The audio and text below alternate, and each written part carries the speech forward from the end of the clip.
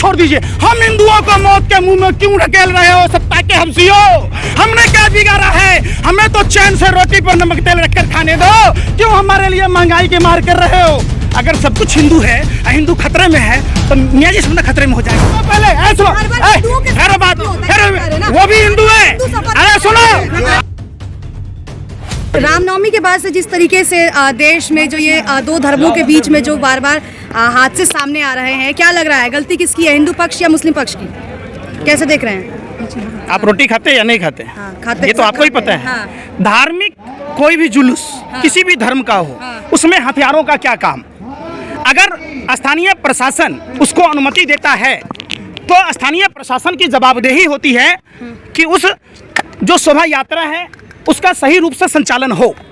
दूसरी बात कि जब शासक ही मुर्गा लड़ाने का काम करेगा तो अमन भाईचारा कैसे कायम होगा? कौन लोग थे? एक बार की शोभा यात्रा हुई, दूसरी बार की हुई, तीसरी बार में हादसे क्यों हुए?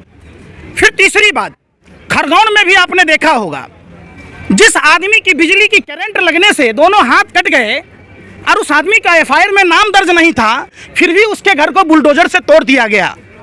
क्या जिस आदमी के पैर में रड था, जो लंगड़ा आदमी था, हाथों में हथकड़ी थी, वो रिवर्स में भाग रहा था और पुलिस ने उसको काउंटर कर दिया कि अपार सफलता के बाद खरगोन में देखा गया कि जिनके दोनों हाथ कटे हुए थे बिजली के करंट लगने से, वो आदमी दोनों हाथों से शोभा यात्रा पर पत्थर बरसा रहा था। देखिए पिक्चर साफ है। सैटेलाइट की फुटेज ये बताती है कि सेकंड की सुई कहां पर है। सैटेलाइट की फुटेज ये बताती है कि किसान उत्तर प्रदेश में, हरियाणा में, पश्चिम उत्तर प्रदेश में किन खेतों में पराली जलता है तो दिल्ली में प्रदूषण होता है। तो क्या सैटेलाइट ये नहीं बताता है? आप हमको बताइए, क्या उस सैटेलाइट के फुटेज का नहीं खंगालना चाहिए? चलिए सीसीटीवी कैमरे झूठ मान लीजिए तीसरी आंख है, उसमें हेराफेरी आप कर सकते हैं। सैटेलाइट फुटेज में कौन हेराफेरी करेगा? मतलब सरकार की मंशा साफ है। सरकार अगर चाहती तो देश में इस तरीके के कुकृत्य नहीं होते। सरकार ऐसी सरकार बैठी हुई है जो गोरे अंग्रेजों ने डिवाइड एंड रूल, बांटो और राज करो का पौधा लगाया, उसी पौधे में खाद बीज और पानी देकर सींचा जा रहा है। देश की आवाम को समझना होगा, जिस तरीके से गोरी हुकूमत से आज़ादी लेने के लिए हमारे स्वतंत्रता संग्राम सेनानियों ने असहयोग आंदोलन चलाया था, आज जो गोरे अंग्रेजों के दलाल और मुखबिर लोग हैं, जो काले अंग्रेज हैं, जो अपने ही वतन को जाति और धर्म में बांटकर अपने देश को कमजोर कर रहे हैं, हम सभी को सहयोग आंदोलन चलाने की जरूरत है। कोई भी मजहब नहीं सिखाता है आपस में बैर रखना। धर्म को समझने की जरूरत है। गीता और कुरान में कहीं नहीं नफरत लिखा हुआ है। तो कौन लोग हैं जो हिंदू और मुसलमान में झगड़ा फैला रहे हैं? ये समझने की जरूरत है। आपको क्या लगता है कौन लोग हैं वो? बिल्कुल, सरकार की मंशा अगर साफ होती तो सैटेलाइट फुटेज के आधार पर यह पहली बार नहीं हो रहा है। दिल्ली दंगों से जागीरपुरी के जो मसले हैं उस पर ध्यान देना चाहिए। देश में हर जगह इस तरीके की वारदात हो रहे हैं। किन लोगों के दुकानें जलती हैं, किनके घर तोड़ दिए जाते हैं, कौन लोग प्रभावित होते हैं? किसी नेताओं के बच्चों को देखा है क्या उस भीड़ में, उन्मादी भीड़ में? ये हमारे और आपके बच्चे होते हैं जिन बच्चों के हाथों में कॉपी और कलम होना चाहिए। उन बच्चों के हाथों में हथियार देने वाला कौन है? उन सभी के बारे में जांच होनी चाहिए। कहीं ये विदेशी षड्यंत्र प्रयोग का नतीजा तो नहीं है? जो भारत जैसे लोकतांत्रिक देश में, जहां बाबा साहब अम्बेडकर ने समता मूलक समाज की बात की, धर्मनिरपेक्ष राष्ट्र की बात की, सर्वधर्म समभाव की बात की जाती है, उस देश में इस तरीके। हाँ बोलिए। एक सवाल, आप इतना आप ही लोग, आप ही का जनता जो है आपराधिक छवि के लोग को जिता करके लोकसभा भेजते हैं, ये किसी गलती? अभी आपका ये प्रश्न ही नहीं है, ये चुनाव आयोग की गलती है। चुनाव आयोग पहले ये तय करे कि क्यों क्रिमिनलों को टिकट चुनाव की प्रक्रिया में भाग लेने दिया जाता है। दूसरी बात, चुनाव आयोग ये तय करे कि जो चुनाव आयोग से 20 लाख ईवीएम गायब हैं, वो किन नेताओं के घर पर अचार बनने के लिए डाला हुआ है, ये कोई नहीं पूछता।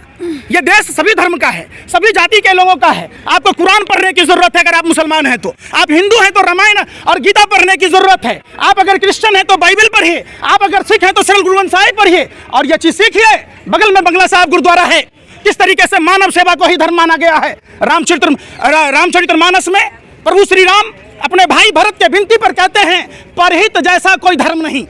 परहित को धर्म मानते हुए भगवान सूर्यदेव अपने दिव्य ज्योति से आलोकित करते हैं।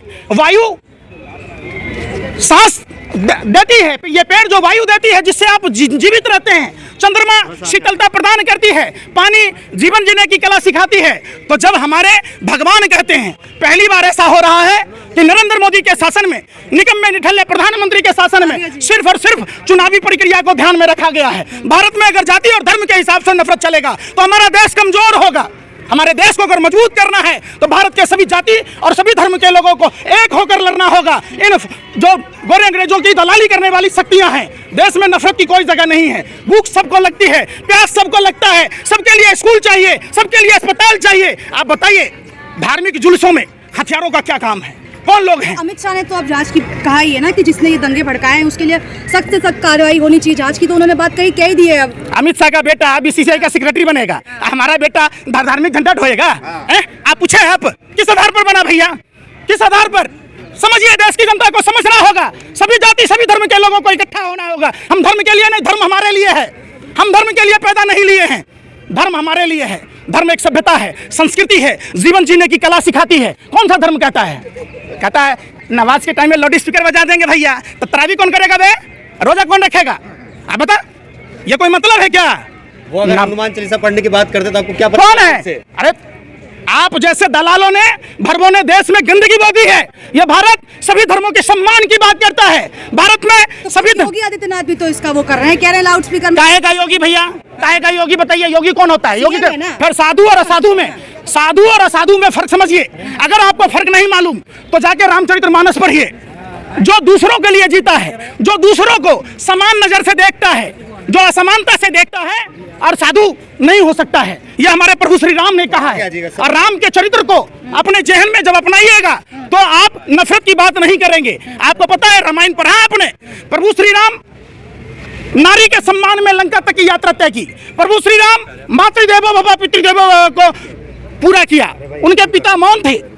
सौतेली माँ के कहीं ने कहा तो राजपाट छोड़कर उन्होंने वनवास किया, भगवा वस्त्र पहना। ये थे हमारे प्रभु श्री राम। प्रभु श्री राम। कुछ लोगों का सवाल है कि ईद पे तो पत्थरबाजी नहीं होती है, आखिर हिंदुओं के त्योहारों में ही पत्थरबाजी क्यों होती है? मुसलमान करेंगे पत्थरबाजी? सवाल, ये एक बहुत बड़ी साजिश है। देश को कमजोर किया जा रहा है। और ये सारी चीजों की घटना अगर सरकार चाहती तो सैटेलाइट फुटेज के आधार पर दूध का दूध, पानी का पानी हो। सवाल सुनिए रहा, अरे मसाला मत लगाइए। 5 अरे सवाल तो पूछा ना, 5 ग्राम कोर्डियल क्रूज जहाज पर क्या वहाँ तटरक्षक नहीं थे? क्या वहाँ जांच अधिकारी नहीं थे? शाहरुख खान का बेटा आर्यन खान चूंकि कोर्डियल क्रूज जहाज में था तो 5 ग्राम हेरोइन पर नागिन डांस कर रहे थे। अडानी के पोर्ट पर जो 30,000 टन पकड़ा गया, 2-2 कंटेनर, आप कहाँ थे? आप कहाँ थे? आप बताइए। अरे सुन तो लो बेशर्मो, आप यूपी के रायबरेली में, सुनो पहले, सुनो, बात, वो भी हिंदू है। अरे सुनो, सुनो पहले। प्रधानमंत्री हिंदू, गृह मंत्री हिंदू, रक्षा मंत्री हिंदू, राष्ट्रपति हिंदू, पुलिस कमिश्नर हिंदू, देश के तमाम संवैधानिक पदों पर बैठे लोग अगर हिंदू, तब हिंदू खतरे में है। तो मैं कहता हूँ मौलाना को प्रधानमंत्री बना दीजिए, राष्ट्रपति बना दीजिए, पुलिस कमिश्नर बना दीजिए, तमाम पद छोड़ दीजिए। हम हिंदुओं को मौत के मुंह में क्यों ढकेल रहे हो सत्ता के हंसियों? हमने क्या बिगाड़ा है? हमें तो चैन से रोटी पर नमक तेल रखकर खाने दो। क्यों हमारे लिए महंगाई की मार कर रहे हो? अगर सब कुछ हिंदू है, हिंदू खतरे में है, तो मियाँ जी सब खतरे में हो जाएगा। बना दीजिए। इसका मतलब हिंदू खतरे में नहीं है, जानबूझकर हिंदुओं को डराया जा रहा है। क्या खतरे में है?